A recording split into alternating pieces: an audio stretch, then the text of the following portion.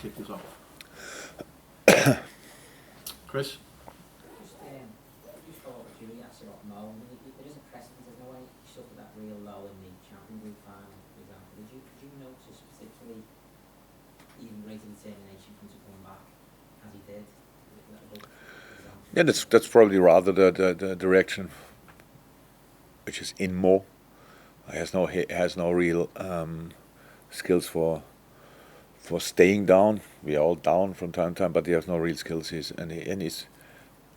really happy that not happy, but he's then really, it's kind of when you come back here, and it's like then everything is already what Bert said, fighting on all fronts, stuff like this for everything, and that's obviously then exactly how it should be. But after Champions League final, we had a little problem that he was probably injured, and but he probably would have tried to play the next day, but it was not possible with the injury, so we took it into the pre-season a little bit. But mindset-wise, definitely strike back now more than ever. This kind of mindset is for sure in him.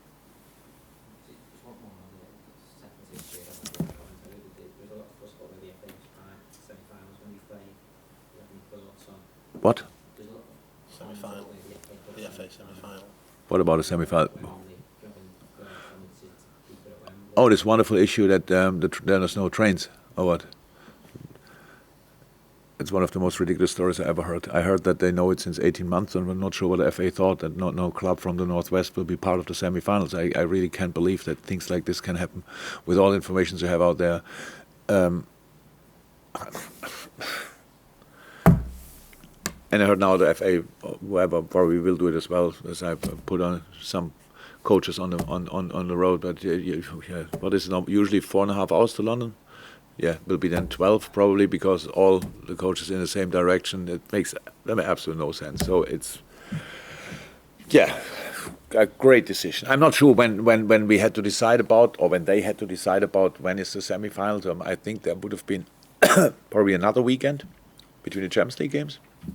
So the City game would be our City game then.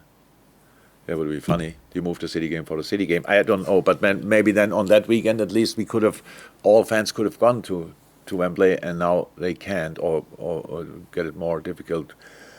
Oh, it's more difficult. Yeah, but on the other hand, how I know our people, they will find a way. I'm just really not happy that we have to make it, or somebody made it complicated for them. It should be easier to go and see your football team in a semi-final than the ways they have to choose now. Dave? Just on Sadio and Mo, in the past there's been this sort of incorrect narrative, if you like, that they don't get on because there's competition between them. But I think we saw after the Africa Cup of Nations final, and again this time, Sadio was really respectful to Mo, saying he didn't want to celebrate because they are friends. And I think that is the case, I believe, and obviously you see that. Yep. No doubt about it. They're not only close, they are well educated, they are good boys, they are good humans. That's why you do that. If imagine Sadio would consider themselves for sure as friends. So they probably have best friends somewhere, maybe it's here or it's at home or wherever. And this situation would be challenging even if it's your best friend. Imagine it's your brother, which you are very close with. You don't like your brother, then it's easy. But if you are really close with your brother, imagine that he plays for the other team and you have to play a final and one wins and the other lose. That's not a good situation for none of them, by the way.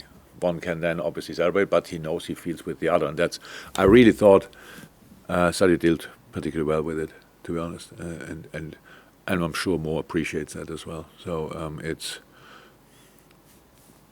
difficult situations, like another challenge in life you don't want to have, but sometimes you face them, and that's one of these.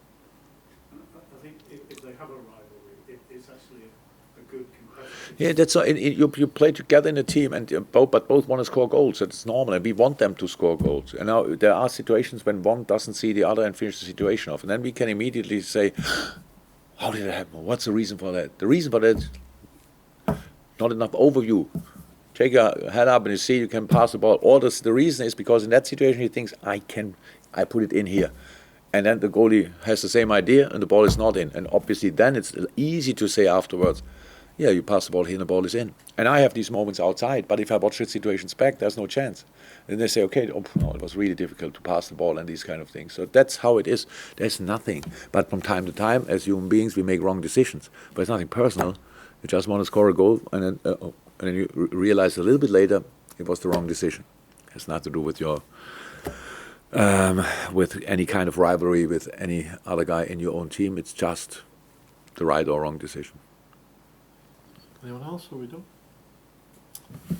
We're done. That's it. 7 minutes time to change for staff football. That was great. Thanks, Bob.